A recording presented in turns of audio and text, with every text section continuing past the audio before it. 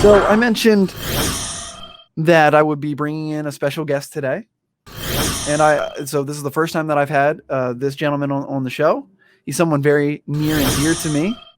I've known him. I've known him for 20 years. Taught him everything he knows, which he'll tell you is the truth, especially fantasy-wise. This is my younger brother, Zach Schussler. He plays Division I football for St. Francis in the NEC. It's a shame his season was canceled this year, but one good thing is I have him here ready to bring on the show. There he is. Zach, how are you, bro?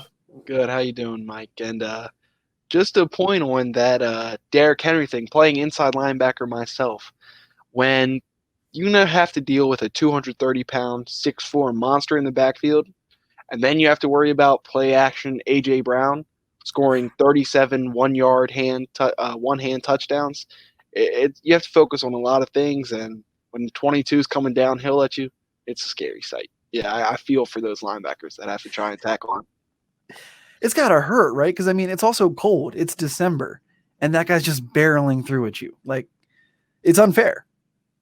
Of course, adrenaline's pumping and stuff like that, but 230 pounds lowering his shoulder, and the way he runs, he never stops his legs. He never stops. He just keeps churning. Yeah. And that's what everyone says. Now, you'll know obviously much better than me, much better than probably a lot of our listeners. So, like, everyone says the way to tackle Derrick Henry is you got to hit him low, right? But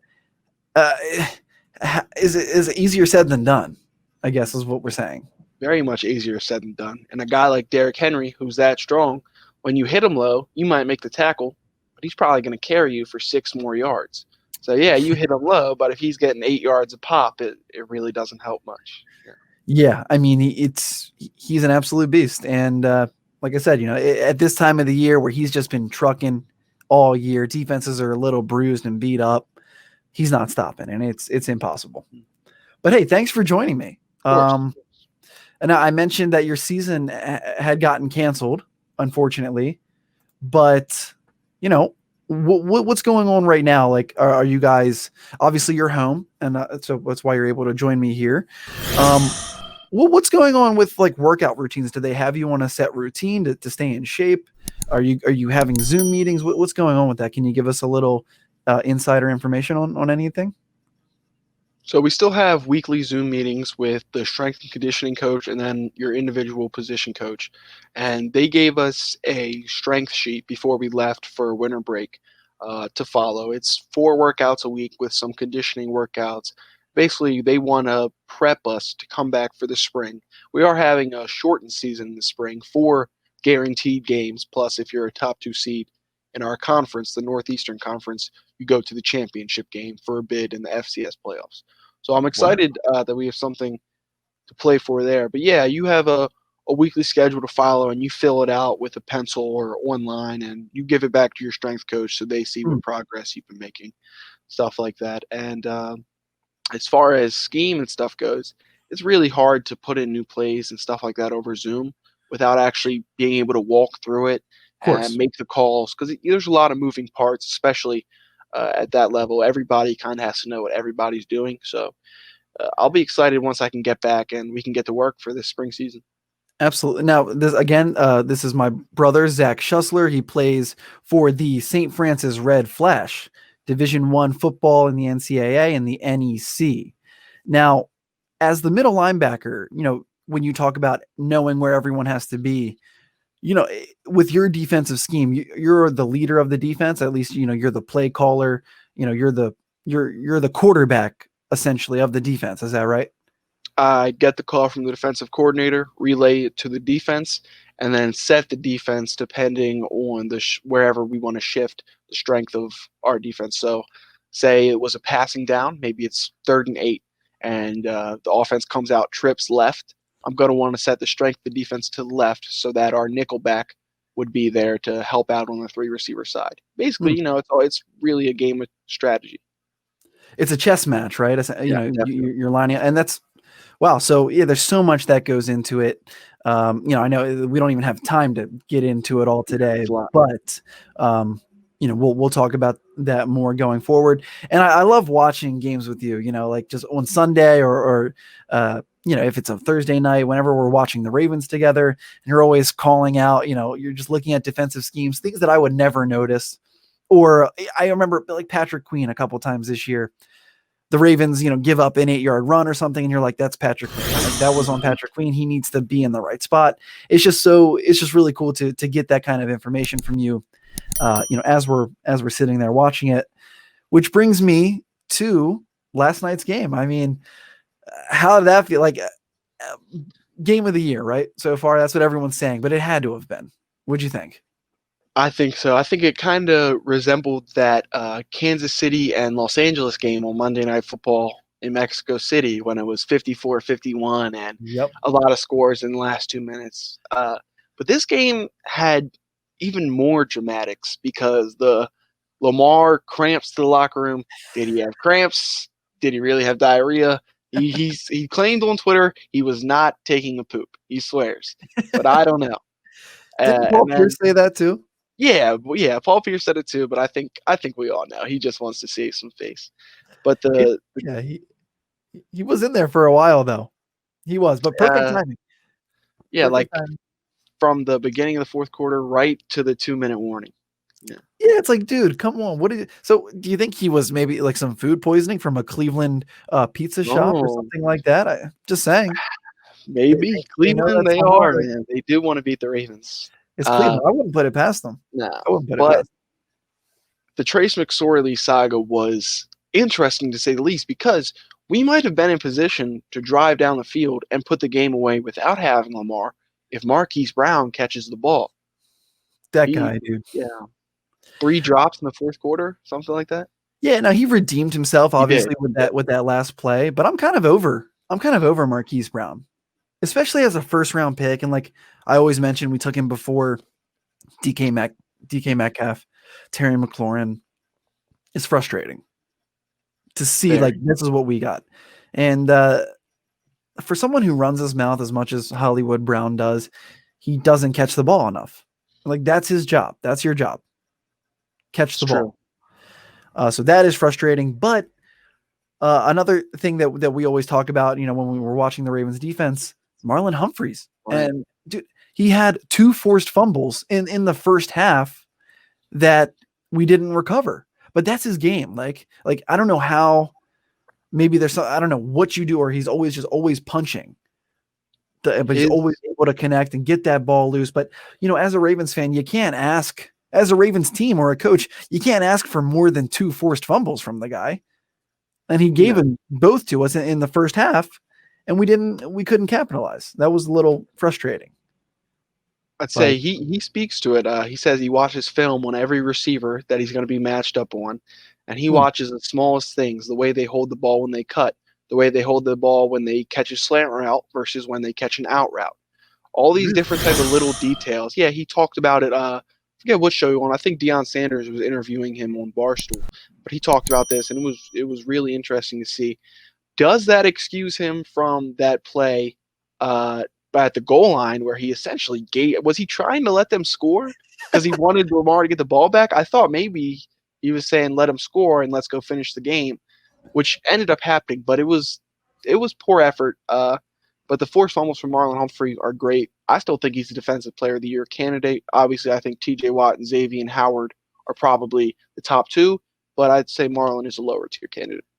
I would absolutely 100% agree. You bring up Xavier Howard. Did you see that interception he made on Patrick Mahomes in the end zone? I mean, come on. Like, what are you supposed to do? What can you do? You know what? If Xavier Howard didn't make that play, it's another Tyreek Hill touchdown. So someone had to make a play there, and Xavier did. I think that's league-leading 9th interception. Yep. That's like unheard of. I know. So, yeah, I mean, he's a defensive player of the year. Obviously, TJ Watt has been amazing for the Steelers, too. But my money's on Xavier Howard right now. It's because, there was some prop bet of Xavier Howard will intercept Patrick Mahomes. And it was I think it was like plus 350 or something. Probably, yeah. And I was like, damn, I should probably take that. But then I was like, it's Patrick Mahomes. Maybe not. Yeah. He threw 3 interceptions, by the way, which is a little crazy. But anyway, that Ravens-Browns game, it was a great game. As a Ravens fan, love to see it. I had Lamar Jackson in DraftKings for a Sunday and Monday slate, which I ended up winning. Strict, all because of Lamar single handedly winning me um, that contest.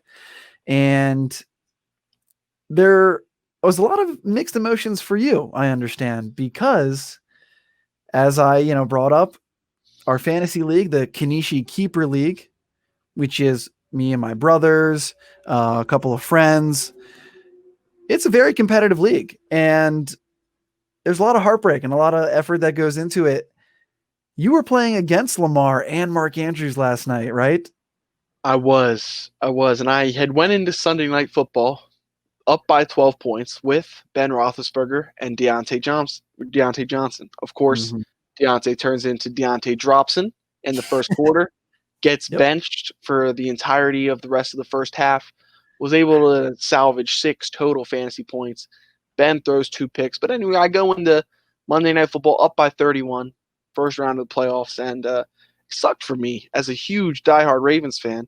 I had to cheer for the Steelers and then cheer against Lamar, but Mm.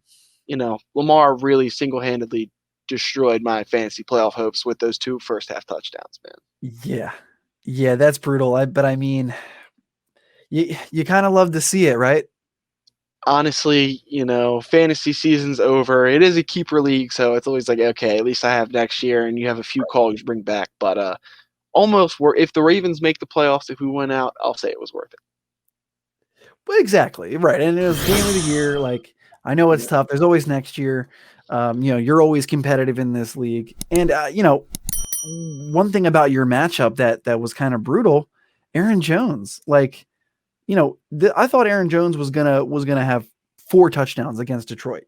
He ended up only getting 8.8.5 fantasy points. He had 69 rushing yards, but only 2 receptions for 6 yards, 8.5 fantasy points. And Deontay only getting 6. Darren Waller even coming in a little short for you with 11, which is just below his Yeah. average. Corey Davis. Corey Davis, Adam Thielen. So you had some tough breaks. You did have Miles Sanders go off for Yeah. you, who I touched on earlier. But that is a brutal loss, and you hate to see it, but you do love that Lamar went off. And at least it was for a good cause, and at least it It's was a true. close game. It's true. If the Ravens were blowing out the Browns, and Lamar, the win was already, we had already guaranteed the win, Mm. and Lamar is driving down the field and going off. That's Right. frustrating, but at least it was a close game, and he was able to keep you in, or keep the Ravens in. He had to do what he had to do. That's a tough loss. So Yeah, it was. The thing about Aaron Jones that hurts is among running backs, he's top 3 in the league in yards per touch. I believe only behind Derrick Henry and Nick Chubb. The thing that sucks is he's outside of the top 25 in total touches, which is insane. Like, why do they give Jamal Williams the ball so much? It doesn't make sense. no, same thing with J.K. Dobbins. Now Gus Edwards Yeah. had 2 touchdowns last night, and I don't think Mark Ingram saw the field. I So that didn't. I don't recall seeing Mark Ingram. Me neither. And he was active, he was healthy, he was dressed, but he did not play. So I actually do like to see that. At least it's going to be a 2-headed monster going forward with Dobbins and Gus Edwards. But like you said, with Aaron Jones, you got to get him the ball more. Like, it doesn't make sense to not feed him. I know it's Aaron Rodgers and it's Devontae Adams, but after those two, Aaron Jones is your guy, and he should be Yeah. getting 20 plus touches a game. So that is frustrating as a first round pick, which he was in many fantasy drafts. I know you took him in a couple leagues this year. I took him in the first round of both leagues, and I really didn't regret the decision until this week, because he's still like running back 5.